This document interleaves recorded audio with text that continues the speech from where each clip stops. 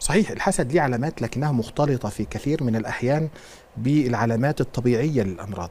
اه. الحسد أو العين له بعض العلامات، يعني من ضمن هذه العلامات، بس لازم الأول نراجع الطبيب علشان ما يبقاش كل حاجة نقول أنا محسود اه. أو عندي أصابني أحد بالعين. مم. يعني مثلا الأرق الشديد بدون سبب قد يكون علامة من علامات ان الانسان ده معيون او الانسان ده محسود. رقم اتنين شحوب الوجه قد يكون علامة شديدة جدا طالما الانسان ده ما عندوش حاجة يعني بيبذل فيها جهد كبير وبيرى شحوب في الوجه من غير سبب طبي. الصداع وخصوصا في مؤخرة الرأس، الانسان يحس دايما ان رأسه مصدع وكأنها ثقيلة.